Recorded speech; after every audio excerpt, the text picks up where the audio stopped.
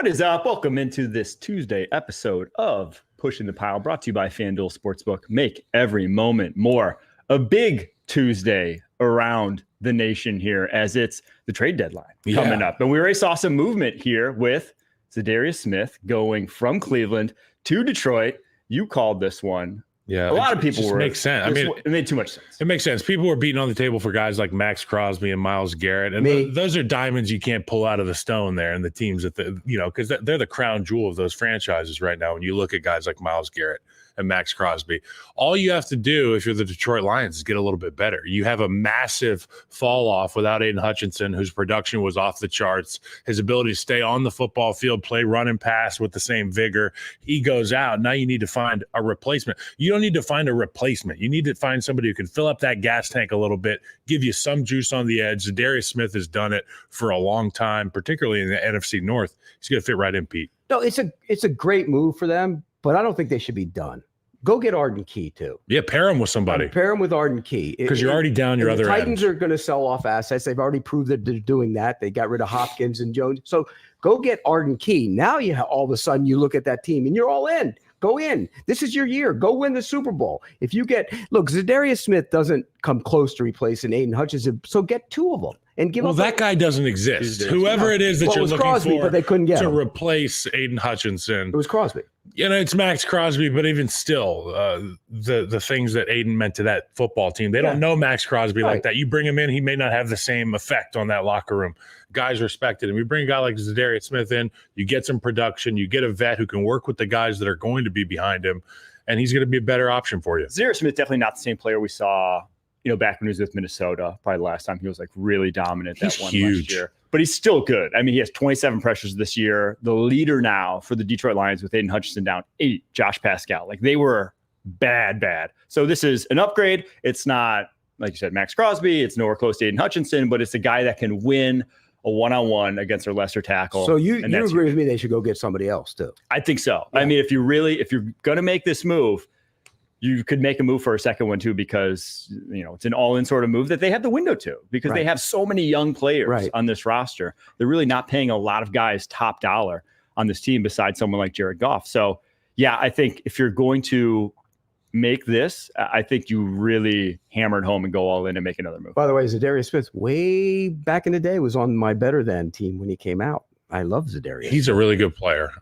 Plays the game the right way. I've shared the field with him a number of times, and he's always a guy that you got to know where he's at. Same class, and he turned out to be the better one. He goes like 5 rounds later. He's bigger than you think, and even if he doesn't have the juice from a get-off standpoint or a bending the edge standpoint, the guy's a physical mismatch. Yeah. He's going to make that tackle, make the guard work a little bit harder because he is big. He's got that reach. He's got the savvy. He's got moves in his bag. And here's the thing. It costs nothing to get these guys. Nowadays. It seems like it's a 5th and a 6th, a 2025 5th, 2026 6th, no-brainer. And they get a 2026 7th rounder back in return. So really just a 2025 5th and a little pick swap there in 2026. It's like that is nothing for a guy who is like an impact player, like a flat out quality starter at a valuable position. You make that move 10 times out of 10. And if you can get Arden Key for that kind of price, you go pair them up together, and all of a sudden you have a really good, dominant defensive line. You get to cash in exponentially because the way this Lions team is built, they're built to take the lead early, and they can strangle you out offensively with the way they can run the football, Jared Goff's efficiency. So what are they missing? They're missing pass rush, but with their style of play offensively, it makes it exponentially more important to go get rushers because teams are going to be playing from behind. They're going to be asked to drop back. These guys are going to protect the whole second half.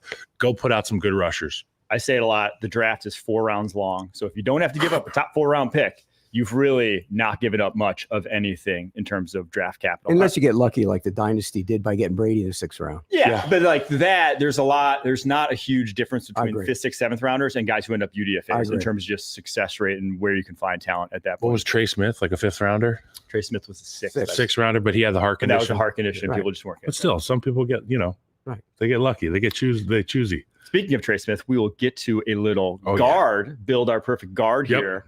Towards the end of this, we're going to do our great debate segment. Next week, build a water boy. You know what? We'll come up with something good for you. We got you got in. Well, you build Hey, what you want to build. Hey, I'm Build the perfect partial president. to guard. I'm partial to guards. I was a guard when I played. So I'm Build a partial. perfect president. Build the perfect vice president next week. I'm pushing the pile. Monday Night Football recap, though, before we get to Pete's power rankings. Chiefs takes OT. They win. I'll let you guys go first, and then I'll 24. I had a tweet crafted. If anyone saw last week, I had a take on whatever show it was with you guys saying that my exact words were they're the fakest undefeated team, but it was more in reference to Pete saying they were going to go 17-0. And they are. And they were. If they beat Buffalo. But it took them overtime to beat a depleted Bucs team down Chargers. their top 3 wide receivers. No Jalen McMillan, no Mike Evans, no Chris Godwin, obviously, in that game. And it took them till overtime. Do you think they should have gone for 2 at the end? I mean, obviously, in retrospect, they probably should have. But just like knowing that if you give the ball back to Patrick Mahomes, it was probably game over. Would you have gone for 2 there at the end? Probably. I usually don't in that scenario. Yeah, but it's Mahomes. It's him. Yeah. I think it's a coin flip when you go for 2, right? We've often say this. And then it's a literal coin flip for overtime. So now your percentages go less. Like I want to. It's not a coin flip because you still get to play defense. No, it's a coin flip because you know that if Patrick Mahomes gets the ball first, you can see it in Baker Mayfield's body language. The game is over. When they're at Arrowhead, Patrick goes, "We want the football." The entire stadium knows it's a matter of time before Kelsey adds 4 more catches to his stat line and they get a W. If I'm a team that goes down and scores at Arrowhead on the road against the undefeated Chiefs team, I'm going to try to go for the jugular right now. You get in the end zone, you score. You have a couple plays that you have. How much time was left? 26, 27 seconds. And did Chiefs have any timeouts in that? 3 timeouts. So even if you get it, you're playing for the win. But even if you get they could have come down and got a field goal. I will say though, so Butker has good legs. So they probably only needed to get to like the 40. The 42 would have been, but they were not the way the Chiefs were moving the ball in the second half. It was methodical. It was offensive line dominance, short passes. I don't think that would have necessarily translated immediately to a 2-minute drill. But they are capable. Or not even 2-minute drill. They are capable. I mean, they are capable. Let's put it this way: if Worthy doesn't flop in the beginning of the game, I mean, they run away with it. Right. Yeah. Look, you gotta go for it. Liam Cohen has been in his bag all year. Okay. The way this offense started was awesome with those 2 receivers. Baker Mayfield is leading the league in quick game. He's the best quarterback of the National Football League in quick game. Liam Cohen had to reinvent his offense. Now Kate Otten is looking like Kellen Winslow Sr. out there. And then you get those 2 running backs doing everything under the sun for Baker Mayfield. You go into the fourth quarter, no receiver had caught a pass yet, Mike. And then Sterling Shepard, Liam Cohen draws some stuff up for him in the 2-minute scenario to get them an opportunity to go down the field. Everything is happening the right way. Liam Cohen's in his bag. I trust him to go make the call. Todd Bowles after the game said, we wanted to take it to overtime.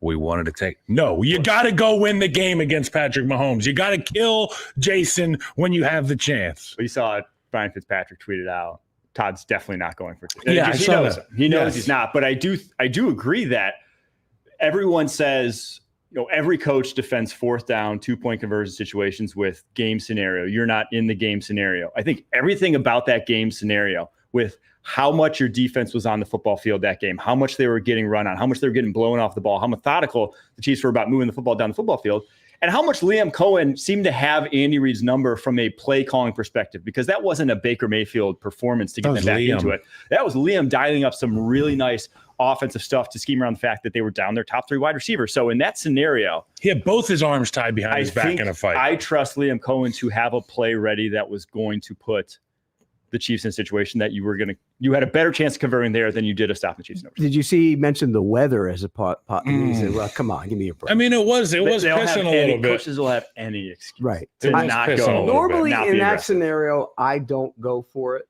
because I do think you do play defense in the NFL.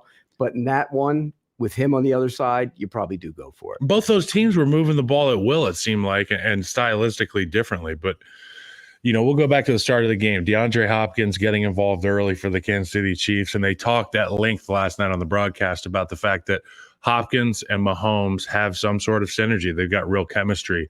And, it's a future Hall of Famer in Hopkins and obviously a future Hall of Famer in Mahomes. It's just so scary that a guy like Brett Veach can just pluck a star like DeAndre Hopkins out of a bad situation and give him that catalyst to show up and be the all-pro that we've seen 3 times in the past.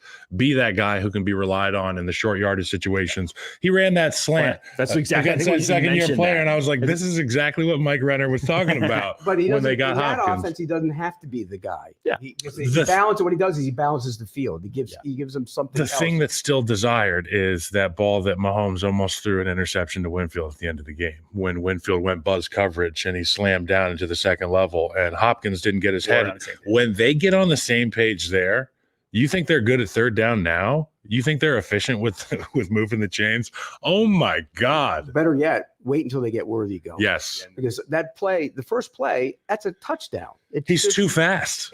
What was he doing? He's too fast. They got to get him involved. And now you have here, and then there. Yeah. Because that's what they're going to have. Travis had 15 catches. Get your Chiefs shots in right now because they're going to be. Come on. Get them in now. Go ahead because they're going to be. They're gone. I had a good quote tweet prepared. I just saw it. What were you going to say? I was going to just quote tweet it with a eyeglass emoji. Yeah, this guy. He had to delete that shit real quick. Yeah, well, again, I said all along, if they beat the Bills, I think they're going undefeated. Now, the Chargers are playing much better, so that's going to be they beat them in LA already. They get them at Arrowhead, but I'm just saying, we talk about teams that could potentially, hypothetically, match that physicality that Kansas City played with throughout the whole game last night. Harbaugh could get his guys up for it. I don't think they could beat them, they're but the number one defense defense in the league. Yeah. Chargers, number one defense in the league. Are the Bucs in trouble because the schedule gets brutal here in the next month? They are, yes. I think they're in deep trouble. They're inspirational. You can only scheme up so much. And now it helps that when you have a good offensive line in front of them. So I think their offense is fine, but they're just not good enough defensively to be kind of not an elite offense, right? They had to be a real top. Look at their schedule the next month. It really gets brutal here in the next 3-4 weeks. I got to give props to the Bucs, though. I mean, they went into the 49ers this week. They went into the Dragons layer last night. It only gets brutal. It's actually not that brutal. No, I thought it was the 49ers this week. So they have 49ers, Giants, Panthers, Raiders. No. Chargers, Cowboys, Panthers, Saints. I'm telling you, the Bucs are, they're still a scary team. Liam Cohen is in his bag, bro. Just because the way the NFC is shaking out right now, it's just going to take. It might be like 11 wins, the last wildcard team at this point, right?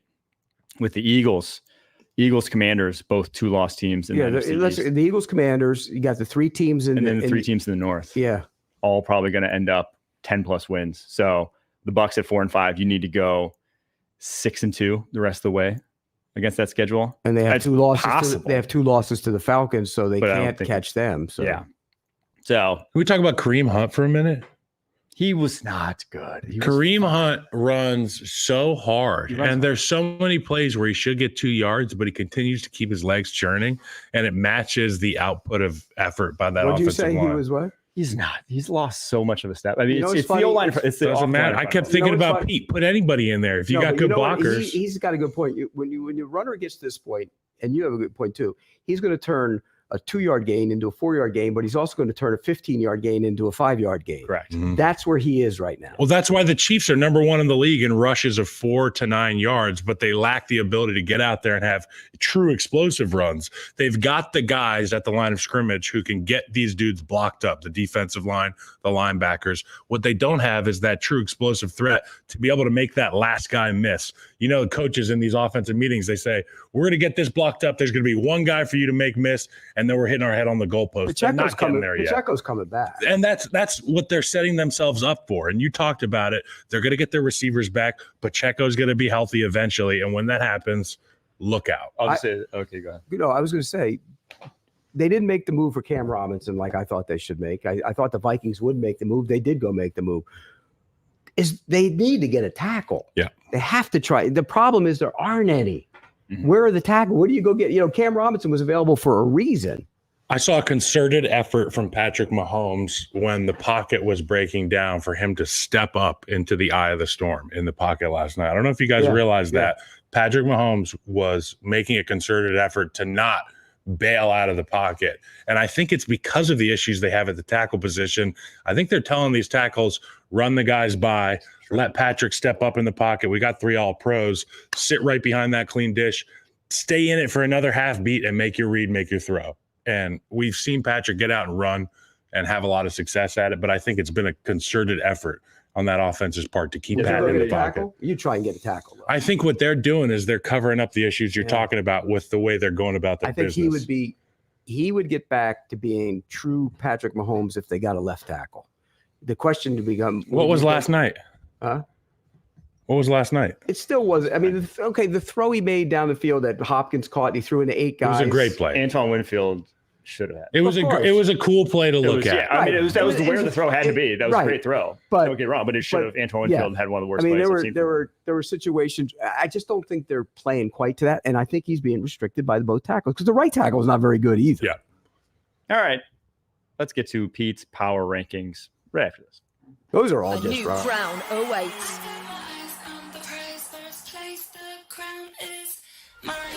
Brilliantly taken. The journey to become European football royalty has begun. A stunning goal. The UEFA Europa League on CBS Sports Network and stream every match live on Paramount Plus. We're watching that promo right there during the commercial. The soccer logos and like Primo badges and stuff, they look so cool. I like that. I mean, I think anytime you have like a shield, Yeah. it's going to look cool. Like that's every logo should Like a coat of should arms. feature. Yes, exactly. All right, let's get to the power rankings. The Goldilocks segment here. Who's too high? Who's too high? Who's too low? And who is just right from Pete's power rankings? Read off the top 10 here first. So it's the bottom 5. Top 10. Kansas City Chiefs stay atop the power rankings, followed by the Detroit Lions, Buffalo Bills at 3, Washington Commanders at 4, Baltimore Ravens at 5, Pittsburgh Steelers at 6, Minnesota Vikings at 7, Green Bay Packers 8, Philadelphia Eagles 9, and then Los Angeles Chargers rounding out the top 10. By the way, last night after that game, I wrote the top of that power ranking for the blurb for the Chiefs, and I was specifically thinking about you. Aw. Yeah. I find myself having these opinions when I'm by myself, and I just think about you guys. And I'm just like, I want to text them and just rub it in right now. Bottom 5, 28 Jacksonville Jaguars, New England Patriots at 29, Carolina Panthers bumping up to 30. Hey now. New Orleans Saints at 31, then the Las Vegas Raiders rounding out the bottom at 32, despite The Raiders. them beating the number 5 team on this list somehow. And they have no. That's still. We're going to look back at that. How the hell did no Gardner offensive Minshew win in coaches. Baltimore? Yes, well, we looked at it at the time. I think we were like, how the hell did that happen? But who's too high? Who's too low? Who's just right? Kyle kicks off. For me, it's too high, the Pittsburgh Steelers. And I know I'm going to get a lot of people that say, well, they've got a great defense. And now they've got a guy who can throw moon balls to their receivers. Moon balls. But I want to know if it's going to be something that's sustainable offensively. I want to know if defenses can go out there and give Russell Wilson and George Pickens a hard time. I need to see the Steelers team prove it. This is just one of these gut picks for me. Too high, Pittsburgh Steelers. I disagree. I think It's a gut pick for me. I think they've earned the right to be there. Too good, too early for a Tomlin team. We'll know more about them this week. Look, Russell Wilson's been good the first 2 weeks after slow starts. Played a banged up Jets secondary. They were down two and a half corners by the end of that game. The Giants secondary was down 2 corners in that game. So let's see now. You go out on the road, and we'll see. Look, I'm happy for Pittsburgh. Here we go, but too high. Yeah, I think they're about right, but they've earned the right to be there. Russell Wilson was at one point a top 10 quarterback in the NFL. And I think borderline at times during his career, top 5. Yeah. I thought he was always coupled with his 7, defense. 8, somewhere in there, but you're right. So even that, just say that. If he could even come close to that, and I think through 2 weeks, he has looked like that, right? He has looked like the guy we saw his final years. He's recognizable. Yes. If that is who they have, you can, I don't think they're them to me. They are the Chargers with the number 1 wide receiver, right? It's kind of how they play. They play a very run first style of football, but they have a guy that can win one-on-one. That's a problem on the outside in George Pickens. So yeah, but Wilson isn't Herbert. I know. But Wilson, and George Pickens is one of the most unpredictable talents in the National Football League. That's awesome. I know he's gotten up for the last 2 games. I know you've gotten massive production out of him, but can we count? I'm going to put on my GM hat here. Can we count on this guy? Well, do they make a move? That's the other one. There's talk of them making a move to go get a receiver too. I think he ain't going to be George Pickens, the locked-in version of George Pickens. See, me personally, I would use Austin more and get him involved. He can run. Yeah. I I think the Steelers at 6 is about where I'd put them, truthfully. And until Russell doesn't look like old Russell, I'll buy it. He hasn't looked like old Russell for the beginning of each of the last 2 games. So he does get it going. He throws a couple of moon balls. They win 50-50 balls, and it gets them going. That's what he does. Somebody's going to rotate somebody else from the top of that shelf. The Giants and the Jets are no slouches of defenses. You know, he will play lesser defenses on his schedule, and then the result. But you're at home. The juice of it on night game. They were both night games, if I'm not mistaken, right? Yeah, they were. I mean, we'll see. Yeah, we'll see this week. They play the Commanders and the Commanders, not a home game. Probably I'd say see moon balls. Jets, Giants are probably both Washington. Better defenses. But he puts moon balls over guys' heads, not 50-50 balls. Yes. All right. My too high. I'm gonna actually go with the Commanders just because they're at number 4. I think that is a little gassed up given their schedule so far and just who they've beaten. They don't have their signature wins are the Bears on a Hail Mary and the Cardinals. But they dominated that game against the Bears. Dominated. But they could have lost. But again, we could do that every week. Game. Until they couldn't though. And I think again, they have their opportunity here the next 2 weeks. They play the Commanders, they play the Ravens. They play the Steelers and they play the Ravens. They play the Steelers. Gosh, I'm looking at not the Ravens. They play the Steelers and they play the Steelers and they play the Eagles. Sorry, I was looking at the wrong thing. Steelers and the Eagles, and that's Sunday and then Thursday Night Football. They have their opportunity right there. Those are going to be, I think, the 2 best teams on their that they've could have beaten so far. They've obviously lost to the 2 best teams on their schedule so far in the Bucs and the Ravens. So that happens. Bucs was week. Bucs was week 1. Bucs was rookie making his first start on the road. That's what that. I mean, I think again, I have thought they're a great team for a while now. It's just difference between number 4 in the NFL and I think probably number 9. Who would you put ahead of them? I just still think they're behind the likes of like the Packers, the Vikings in the NFC, probably the Eagles. Healthy Packers. Yeah. Healthy Packers and the Eagles as well. I think they are. I'm not a big believer in that Eagles team at all. I think they played so much better when they're at full strength with AJ Brown. When they throw it to Saquon, hand it to Saquon. I worry about the quarterback a little. I agree, and I worry taking about the ball out of his hands with some of the passes they're doing. Yeah, I mean he doesn't. I just went back and watched that game the other day because I did the Jaguars show. He doesn't anticipate, guys. He doesn't anticipate well enough. And he doesn't. And you have to, with his arm strength, you better anticipate, right? Right. You better be throwing early. The whole Tua thing. If you don't have an arm, you better throw before guys think you will. So I got mine just right now. Who's too low? Too low is the Arizona Cardinals. I think they're a house. I think this football team's gotten better every single week. 14? I think that they're too low, bro. I think they're too low. And it's not even like looking around at the other teams in their neighborhood in the rankings. It's just based on this. I do mine off vibe. And this Arizona Cardinals team, they're better than the teams ahead. A few of the teams ahead of them. Like who? Let's scroll up here. Let's scroll up on the list. I like the trade they made too. I got it on my phone right here. They got Baron Browning yesterday. Yeah, get a pass rusher for a 6th-round pick, a guy who was probably 3rd in the pecking order there. You think they're better than the 49ers? But now he's the best pass rusher on the Cardinals. After the bye week or before the bye week? Coming up right now. They better than the 40. They're not better than. I think they are. Oh, I don't. I do.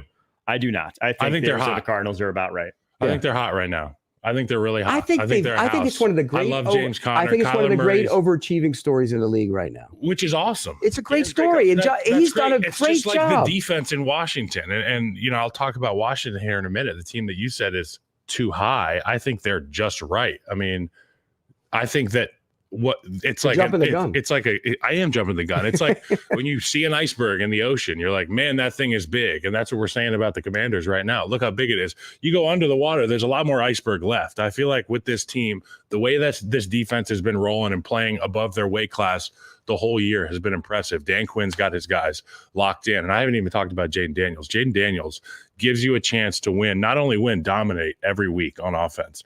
He gives you that belief, the same kind of belief that a guy like Lamar Jackson, Joe Burrow, Patrick Mahomes, Justin Herbert can instill in a team. That's what Jaden Daniels is doing. And he's still a rookie, which means he's only going to get better as the season goes on. We've yet to get into these really meaningful football games, but you're going to get to see him play against 2 really good teams in the next few weeks. I'm looking forward to watching him against them. Here's what else has happened in Washington. An offensive line that was questionable before the season is now pretty darn good. Yeah. They went out and they got veterans. Biadasz is playing good at center. They added Allegretti, your buddy. He's a kicking tough ass in the guy. run He's game. a tough guy. And the rookie at left tackle, and he's been in and out of the lineup, but they answered that question at left tackle too. Coleman, he's playing really well at left tackle. Particularly last week was good. So you look at it across the board. Cosby's good at right guard. Your buddy from the Chiefs, Wiley, he's a fighter out there. And suddenly a quarterback cures your line. A great quarterback will make it. We see it with the Chiefs. As bad as those tackles are, Mahomes has a way of getting away and making things happen. Eventually, you got to get better, but I think that's what happened with Washington. I'm in agreement. I think that's a good Jaden Daniels has just proven something to me week in, week out, man. And as a guy who's a Bears fan, and you give me hell all the time about the number one pick, and rightfully so.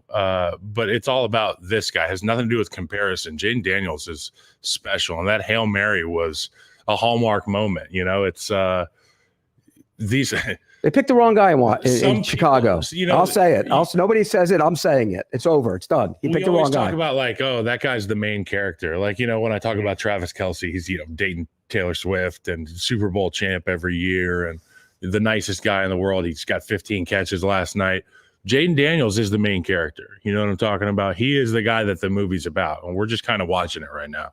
I do think, to Pete's point there about they picked the wrong guy, I usually say, you have to wait a few years.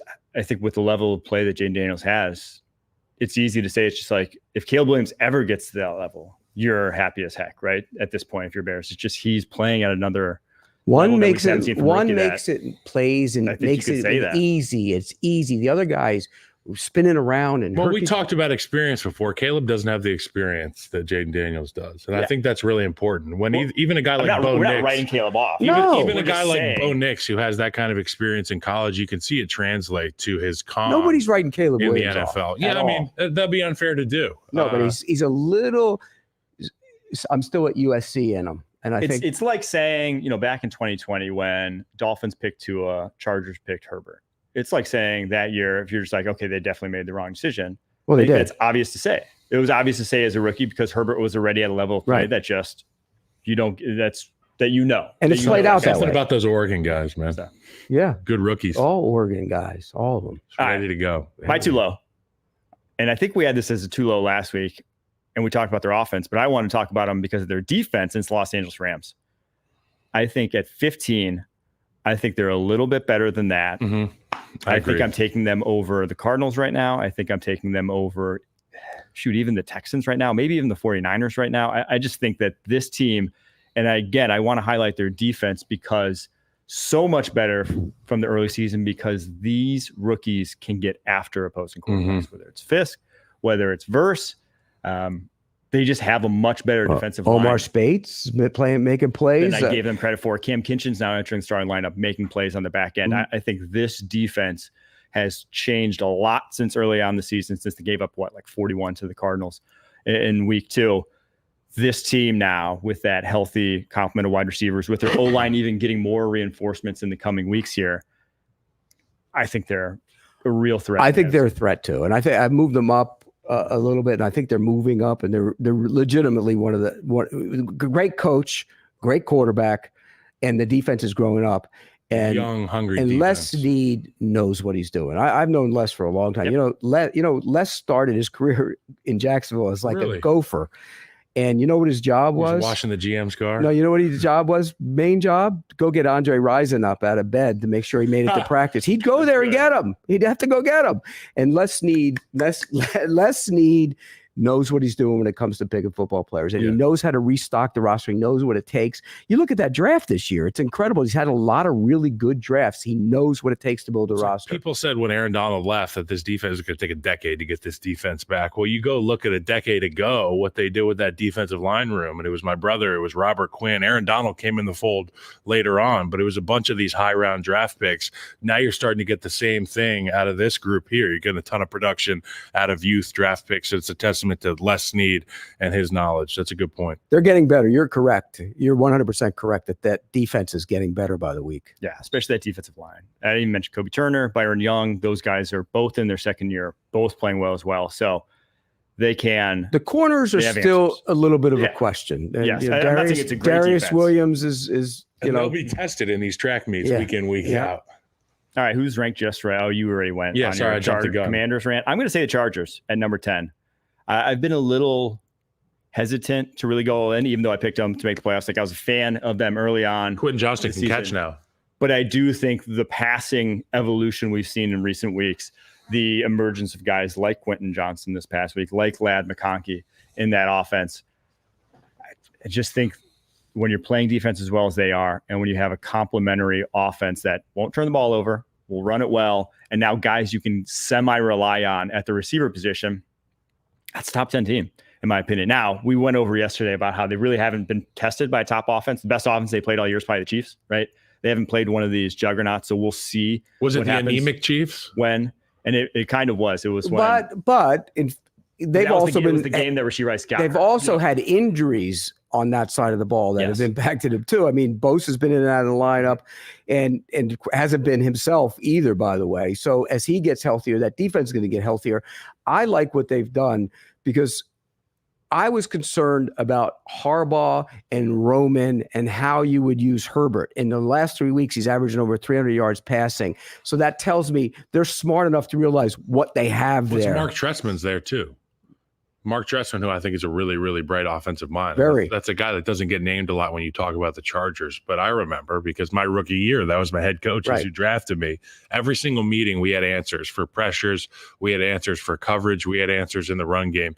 And you're starting to see some of that happen with the Chargers. To your point about Justin Herbert, when you got a quarterback like that, you want to throw the football, right? You and me, if we're the coaches, we're like, let's throw it around the yard, Justin. But they ran the hell out of the football early. Now they're starting to shift into throw it more so they can be explosive on the offensive side of the ball. Your guy, Quentin Johnston, coming around, learning how to catch the football. They're happy to see that in Los Angeles. All right, we're going to take a quick break. After this, we're going to seize the bait. Welcome to JJ's. I'll have a... Wait, there's no way I can get a burger? No chance. But you can have the NFL on CBS streams live on Paramount+. Oh, hang on. There's a toy. All right, which team's coaching vacancy is the most appealing? Now, technically, there's only 2 vacancies at the moment, right? It's the Saints, it's the Jets. But I think we can expand this to who will be open. I think we could say Dallas at this point. I think we could say someone like Jacksonville are very likely to be open. So include any vacancy that you think is likely to be open at year's end. Pete, I'll start with you. Who do you think is the most? Jacksonville's the best job because you have Trevor Lawrence. Mm-hmm. You get great weather and the tax. And no state income tax. And you got an owner that is loyal almost to a fault. Well, to a fault. I will say it. He's to a fault. But it's only a good job if they get rid of Trent Baalke. If they don't get rid of Trent Baalke, it is not a good job. It's a bad job. So if they get rid of it's got to be a package deal. Doug Peterson and Trent Baalke both go. Great job. Trent Baalke stays. Doug Peterson goes. Bad job. So I put the asterisk next to it. But they don't get rid of Baalke at this point. We got to check his hard drive for some nudes of Shad Khan or something of that nature. That's hot. It's amazing. It's amazing to me that they won't get rid of him. But that's what I'm saying. If they don't, then it's a bad job. But if they do, it's a great job because Trevor Lawrence is the quarterback. And I think what they've done to Trevor Lawrence is criminal. They have rendered him into something he isn't, which is an average quarterback. He's better than that. And they play predictable. Their offense is predictable. The bubble screens. They don't use the 4 targets last week for Brian Thomas. What are you doing? Yeah. The only pushback I'd go on that, and I agree, I would love to have a guy who I would consider a surefire franchise quarterback at this point. That obviously makes any job opening attractive. But they are in a bad cap situation right now with with what they did in free agency this offseason, some of the contracts that they have on that roster at the moment. That it's going to be a 3 or so year process, in my opinion, for them to really get the talent to reload. And they're going to have. They have offensive line issues they have to address. Yes. I get it, but you could. There's a lot of easily dumpable contract Kirk, goodbye. I mean, Parker Washington to be your slot receiver. Yeah. There's way, like you mentioned, you have a core of young guys that you can build that thing. You have 2 pass rushers that are, but by the way, they're both really good. They're just not dynamic edge, beat you off the line guys. They're good players. So you have a core there. I just think that because of the quarterback, it makes it that much better. The Saints situation is by far and away the worst in football. It's awful. I call it the worst since the Texans post Bill O'Brien era. That might even be worse than that. It's worse than that. It might even be worse, except Jack Easterby was there. So that was, right. Easterby. It's a blast and best. But it's bad. It's because the cap. Preacher? Yeah. The cap situation is That was a awful. wild couple of years. The hell are we doing? What the heck are we doing? Sorry. Right. But I've seen Saints fans being like, oh, the cap's still fake because they've done it for so long. It's like, no, you are against it. I saw even the cap guy, Jason from Over the Cap, being like, they're going to struggle to even get under the cap. They're going to have a lot. Yeah, because everything was pushed out for years. There's the money that they kept playing with to push out. There's no more of that to find. They are really, it's going to be very difficult for them. And is the quarterback any good? Yes. That's the other part of it. Is the quarterback any good? And he's got big cap worry is number. to do it, you're going to have to restructure his deal. Right. Which and is do you want to? Do you want him on the roster for 2 more years? Yeah. So I think the Saints is the worst of that group. I think Dallas is in a great situation, but they are the Cowboys. Think about that. You're the coach of the Cowboys. Yep. So that makes it a decent situation. That's why I say the Chicago Bears is the coaching vacancy that I think will open up, that will be the most desired. And I think it's got to be an offensive-minded guy. I mean, I'm pairing Ben Johnson with Robert Saleh in my brain right now for DC and head coach. You need an offensive-minded head coach. I think you need to get rid of some of the spare parts that you got in Chicago right now, some of the expensive parts that you're not necessarily getting a lot of production out of. But I just look at name this, some names. like Keenan Williams. Keenan Allen. Keenan Allen. Yeah. That was a bad move. That was a bad move. Keenan Williams. They should have kept Darnell Mooney. Look, and there's been mistakes along the way. But at the end of the day, I just think that with the talent at the quarterback position, and I know that's a bad word in football, talent, ability, that's what Caleb Williams has. He's got a lot of talent. I think with the right offensive-minded coach, you can have really good things happen in Chicago. And we all know that the confidence of these coaches is not lacking, and they all think that they have the answers to be able to fix these guys. Not necessarily that Caleb needs fixing. He needs some bolstering, I would say, and he needs some foundational work to be able to get this thing rolling. But the Chicago Bears, it's a crown jewel franchise. In my opinion, the best sports city in America, got the best fans. I agree. What's not to love about that job? It's a great job. But you hear rumblings that Ben Johnson wants a small market team. I think his family is, I don't know where it is, so I think Ben Johnson in Jacksonville makes all the sense in the world. Well, we'll take Liam Cohen then. You will? That's a quick jump, though. Well, if Ben Johnson wants to go to a small town, he can't handle being in Chicago. But here's the other thing. Here's the other thing. Cohen, he was OC for the Rams. Yeah. Also, though. Yeah. But here's the, and he was great at Kentucky too. But here's the other thing is we don't know how any of these guys are going to handle the room like we talked about with other guys. The trend lately has been Dan Campbell, hire good coordinators. Yeah. You handle the room. Dan Quinn, you handle the room. Mm-hmm. And I think, are they moving in that direction? So I'm a big believer in the guy. First and foremost, he's got to let his coaches coach and handle the room before his offensive mind kind of overflows and shows off what That's it why truly you get is. a guy like who's your best room handler on the market? I think Saleh would be a really good option. I think he fumbled the room handling. Yeah, but that was a really toxic situation. I feel like you've got so many young pieces. You've got real talented group on the defensive side of the ball, a group that'll buy into Saleh. They understand he's got pelts on the wall as a coach, and he left New York in a bad way. It wasn't his choice. You get an opportunity to go to Chicago, a team that Aaron Rodgers says he owns. What's better payback than getting after the Packers? What pelts on the wall does he have? Saleh's had some really good defense. Well, as a defensive coordinator, that's what I'm talking about. Oh yeah, but he got when a little. I have a coach. First thing I say is bring me the film from the teams that they've coached. And if I was a defensive player and I looked at the Jets' defensive film, I would say, get me the guy who leads those. But he got a little thin-skinned as the head coach, and he was talking about. You're talking about the head coach, though. You're talking about being a head coach as a guy who could lead the room. No, I'm saying my room leader could be the DC and have Ben Johnson just be the guru. That's a wizard.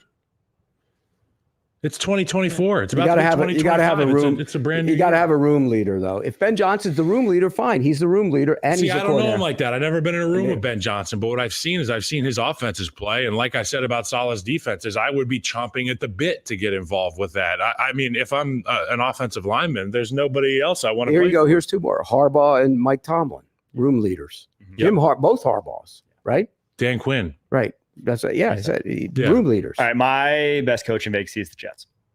I think they have the most talent. Now, what's the quarterback situation? They're going to need a quarterback, but they have the most rookie talent, and I think it's not even close. You have, Elijah Vera Tucker, Sauce Gardner, Garrett Wilson, Jermaine Johnson, Breece Hall, Will McDonald, Olu Fashanu, all on rookie deals still. You have, higher paid guys outside of that who are impact players like Quincy Williams, a Quinnen Williams. I just think it's a really good. But if let's assume the quarterback situation plays out where he retires. Yeah, I think it's going to, right? Right. Yeah. So if he does, that's not a good job. It's going to be difficult to find one. You won't be Tyrod Taylor drafting range. You're not winning. You're not winning. You could attract one. You're not winning anything with Tyrod. With Devontae Adams and Garrett Wilson on that roster, I think you could attract a quarterback.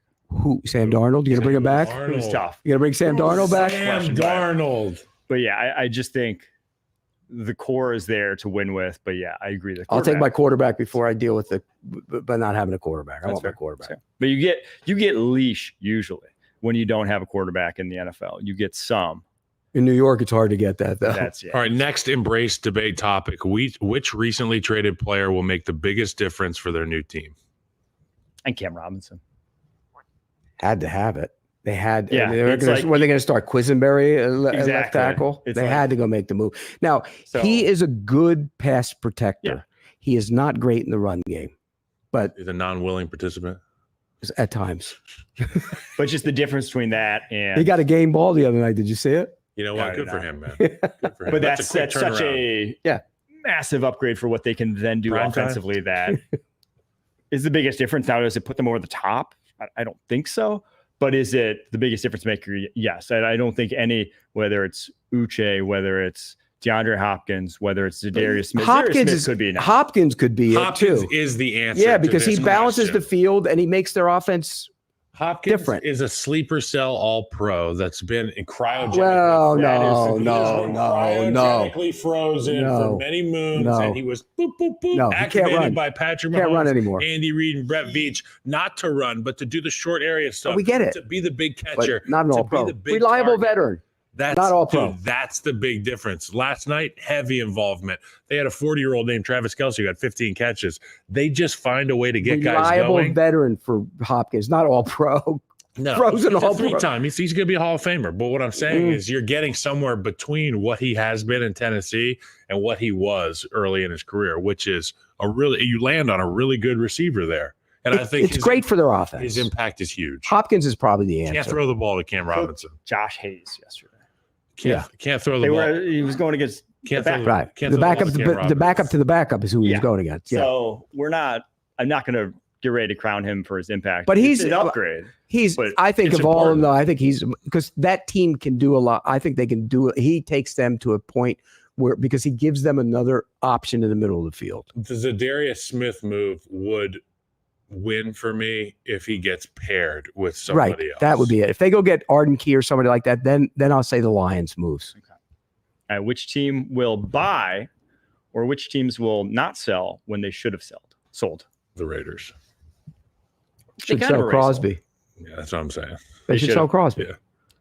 Yeah. I think the Saints is the answer I would go with, though. Everybody. Saints should just. Well, they might still. Yeah. Lattimore. Matthew, Jordan. He doesn't do anything anymore. I don't think they can even. Neither was Hopkins. Cam Jordan. Huh? Neither was Hopkins. Yeah. I'm just naming names of guys that you could probably get something for. But when you look at the Saints, will they do that, though? That's the question. I would. I think Lattimore's good as gone. I think he's gone. But you talk about Crosby. If you're the Raiders, make the move. Make a move. You got to get a quarterback. If they have Crosby, they're not going to. Crosby and no quarterback doesn't get you where you need to go. Now they're moving in the right direction where they might have the first pick or whatever. Anyways, so who's a player that is going to stay put but wish they got traded? I mean, Crosby. That's Crosby. He can talk all he wants about. He wants to be a Raider for life. When the Chiefs are winning another Super Bowl, or God forbid the Lions go win a Super Bowl, he's going to be watching like. I think it's Marshall Lattimore. Shit. I think he is getting traded. You think he is? Okay. I think he's going to get traded. I hope he does for his sake. He's given a lot to that franchise, and he's 28, has 2 or 3 years left they're going to be wasted in New Orleans. They're not going to have. What about a team need to like go get ETN if you need a back? Like he's a contract year, right? Yeah. Well, he's got one more. They 5th-year option. They exercise yeah. that. So if they have like 12, if you're the Chiefs and Pacheco wouldn't be back, would you go make that move? He's not that good, but he has juice. Anybody's when you don't good in the have Chiefs juice, offense. You don't have juice in that offense. Right. So yeah, it's going to cost. The thing is, the 5th-year option is guaranteed, right? Right. So you trade for him, you can't cut right. him. So I would not make that move. No. I don't think anyone would, unfortunately, because of that. Okay, true or false? 24 deadline will be bigger than the 23 deadline. I think it's false. I mean, last year we had Montez Sweat moved for a second. Yep. We had Chase Young move for a third, right? We haven't seen a day 2 pick traded yet, correct? Everything's been mid to late round. Yeah. So I don't think we see any day 2 picks. Unless you get Lattimore moved for. Even then, I don't know if you do get that because you don't get a contract. 3. You don't get a 3. Could. Oh, I guess we got Devontae Adams did get moved for 3 to be a 2. So. Right. So and the big one would be if a Crosby got moved. Remember how exciting that Devontae move was? So do we think a big move like that will happen before the deadline? I don't. I think we're going to just continue to see these middle of the road moves. Yeah, I do. If the Bengals really would have tanked it, I think you could have seen Higgins and Hendrickson moved, and those would have been some. Hendrickson would have been but Hendrickson with the Lions would have made sense. Yes. Yeah. That would have been a better move. That would have been a better move for them than getting Za'Darius Smith. Yes. I don't think we see a move though. They think they're in it now, and they are. All right. Would you trade for a talented player with an attitude problem? How long do I unhappy? get the guy? Well, tell me what kind. Someone who's been unhappy at their situation. Well, okay, Deontay Johnson unhappy. Yes. Kadarius Toney not put the work in. No. So if a guy shows up and Jermaine works and Jermaine, I want my guys be on time, do your job, and show up and work hard. Then and you still complain about not getting the football. I'm okay with that. I can sit you down and say shut your mouth, but you're still going to do your job.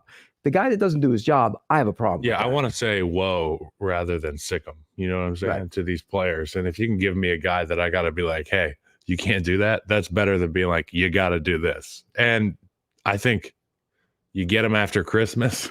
Well, that's what right now it's like. You need 3 months of a dude. Yeah, you get him after Christmas. Happy for 3 months. Right. I can't do an off season with some guys. So yeah. So if it's a contract year and they need to prove it, 3 months, yeah, I'll take that risk. Well, I mean, the Vikings just traded for Cam Robinson. Cam Robinson was benched and he didn't tape up and stood on the sidelines and wasn't interacting and supposedly wouldn't go. He was the extra offensive lineman and didn't want to go in the game. That's an attitude problem, but they traded for him. So I'd do it. All right. Last. It depends on what segment. Position. We're drafting. And we're drafting a guard. Yep. Building the perfect guard. We're going to be drafting a few different categories. These were courtesy of our own guard. I probably left some off. No, I like them. I like your category. Good. Demeanor, run blocking, pass blocking, pulling ability, and then dependability. And pulling ability is like space, exterior, interior. So like a pull on power, like we saw Tooney last night, or Penei Sewell getting out in space. Trent Williams lead blocking out on the edge. So go ahead. Who's first? I believe it's Pete. I think I went first last time. Okay. So I get to take any of those. Yes.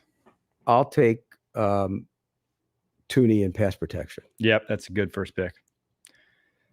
I think he's outstanding in pass protection. He was my top-ranked pass protector on the board. I'm going to go with a guy who's had some injury issues, but I think his demeanor is top shelf as an offensive lineman. Chicago Bears' very own Tevin Jenkins. Give me the demeanor of Tevin Jenkins, and I like where we're getting started there. He's got to stay on the field, though. Yes. All right. Gosh, I'm going to go, where are the real wins here? You went demeanor of Tevin Jenkins. I do love Tevin Jenkins. Watching him play. He likes to kill people. Yes, he does. And he hates letting his quarterback gets hit. No offense to you, but nobody had a better demeanor playing a position than Richie Incognito. You need to put the tape on. Why is that? I loved your demeanor too. I'll say he was a badass. Run blocking. Oh, give me This is tough. Give me Tyler Smith's run blocking. That's great. So Tyler Smith is off the list. I'm gonna. I want Tyler Smith. He's so strong. I'm gonna take run blocking. I'm gonna go to the other Chiefs guard. I'm gonna go to Trey Smith. I think he's a brutish in the run game. He also could have won demeanor. He also could have won pulling. Yeah. Yes. You know what? A guy that I really loved for a very long time, and this is more of a body of work pick, but run blocking, I love the lateral ability of Wyatt Teller. Oh, no. So athletic, so strong, the ability to finish guys at the top of the block. I love Wyatt Teller. Self-made. Give me my next pick. Give me his run blocking, Wyatt Teller. I was going to take him. For By the way, your team is a little banged up off and on this season. It's okay. We got good demeanor. Okay. Yeah, I like it. They're going to be as dependable as nobody. Whoever he's drafts there. Just yeah. I'm going with a young guy for dependability. All right. So I get, let me get, I have a few guys I like for demeanor, so I'm not going to take any of those. Let me go Elton Jenkins pass protection. Like it. He's great. He's really good. Really good. So what do I need? I need you have pass pro, you have run blocking, you have Joe Tooney for pass pro, Trey Smith for run blocking. So you need demeanor, pulling, and dependability. What you need is Creed Humphrey to snap Okay. the football, and you got a first down. demeanor. I'm going to take Quinn Meinertz. Yep, No, that was that's my a top good one. demeanor pick. Yeah, he plays a nasty. That's guard. a good one. Miners is off the board. I wish there was just an overall pick. So I've done run blocking. We got to do pass blocking now. Yeah. I'm going to go with a guy who's better known as a run blocker, but is one of the best pass blockers still in the National Football League, Quentin Nelson. He's had a resurgence this year. He hadn't been this good the last 2 years. He's been great this year. Yes. Run and absolutely, pass with absolutely. 2 different quarterbacks, Absolutely. 2 different installs every In week. fact, I'm doing my midseason All-Pro team, and it's between on it. him and Tooney, and I think I'm going to go with him. I think he's been so good this year. All right. It's close, though. I haven't figured that one out yet. Oh, gosh. So I have pass pro, I have run blocking. Since I have There's 4 I had categories. 3 guys written down for demeanor, and I don't want anyone to steal my last one. Although you guys have all picked run blocking and demeanor. I'll go Landon Dickerson for demeanor. That's a good one. I like it. Any guy who spends his free time on a tractor, I want him for my demeanor pick. So pass, run, I've got Wyatt. Demeanor, I've got Tevin. And then what's the next one? Reliability. Reliability. That means you show up and play. And I'm gonna go with a guy that's been around and doing it for a long time. Zeitler. Yep. He shows up on whatever team he's on. He shows up and What plays. is he, 32? He's 32, having a he just shows up really and good year. balls The out. guy just plays tough. He's been that way for a long time. I remember meeting him a long time ago in Cincinnati and talking to him about he was like a virtual unknown then. Love him. Love Zeitler. So I'm going to pick the youngest guy that I can think of that I think is a real badass here for dependability, because youth, what's better in the dependability department than youth? Give me the guy in San Francisco, Dominic Puni. Ooh, he is very dependable. All right, so what do I have? So I have, And that's all our categories, right? No, we got one more. we got one more. I have run blocking Tyler Smith, pass pro Elton Jenkins, demeanor Landon Dickerson. I'm gonna go dependability, and this one, I'm gonna go Zach Martin. I know he's getting up there. But he's as dependable as He's they as come. dependable as it You need comes. him to play tackle, he'll kick out there. You need him to play guard, he's the best. Barely missed time over the course of his career, Skills have eroded. but the dependability in terms of just like assignment sureness. He's good. He's just not as good. But it's more of like the physical that's wearing away, not Yeah, the dependable nature of him. So I need a puller. Yes, you do. So how I think do- we all how- need pullers. I mean, do we all need pullers at this Yeah. point? How do we when we do puller, we just talking about like, okay, if you play like So this is like a I'll give you an problem. example. Ezra Cleveland is a great puller. Pick him. Don't Pick him. I mean, he is. He's Yeah, a great. He's athletic. Yeah, That's you what want we're taking like a guy. I know can who I'm move. going to pick here. Like I have on my list. Don't say it. Okay. Don't Say do it. that. Like Cody Mock on my list. Cody Mock's a great puller. Yeah, He's got no teeth. Yeah. So he's aerodynamic. I'm trying to think who else I might take as a pull. But Cleveland's so athletic. He's a good. I'll put. I don't love him as a player. but Ezra he's a Cleveland. He's a good. Yeah. So I just thought of a third way that you can get a guy to pull. And, I put this in the category of pulling. When you get to the second level of the defense, when you have like a bubble or something over you as an offensive lineman, Nobody gets guys down in space with chop blocks, with cut blocks, with athleticism and violence like Chris Lindstrom. Lindstrom's great. He's a great guard. Is an I absolute. can't believe we didn't pick him. I almost picked him. No, but I'm talking about his I almost picked him. I almost picked him as the run guy at right guard. When you get him in space, really, the category should have been pulling. It should have been in space, and that's on me. So space ability, Chris Lindstrom doesn't miss, and when he hits, and that's every time, he's going to chop you down. Right. All right, I'm going to go Shaq Mason. So basically, I wish I was built like Shaq Mason. I'd be a damn good puller too. Yeah. By the way, so in making his pick, he amended the criteria. That's called an executive order. He gave the criteria to start. These were his categories, and then he's like, "We'll just add this in." You know what? I just picked myself. All right. So to recap our teams, I have Tyler Smith's run blocking, Elkton Jenkins' pass protection, Landon Dickerson's demeanor, Zach Martin's dependability, and Shaq Mason's pulling ability. Jeez. Kyle has Tevin Jenkins' demeanor, Wyatt Teller's run blocking, Quentin Nelson's pass pro, Dominic Puney's dependability, and Chris Lindstrom's pulling ability. Pete has Joe Tooney pass pro, Trey Smith as a run blocker, Quinn Miner's demeanor, Kevin Zeitler's dependability, and Ezra Cleveland's pulling ability. We got some good groups here. That is. I got the Chiefs offensive guard. Yeah. Makes sense. All right, there you have it. There's our show for today. We'll be back tomorrow doing a mailbag with Leger Duzable joining the show. If you want to ask a question, leave a 5-star review on our podcast. We'll for sure answer your question there, or just hit us up on Twitter when we ask for a mailbag on Twitter later today, or X, whatever. Thanks Until for coming next by, time, Pete. It's always fun. keep pushing.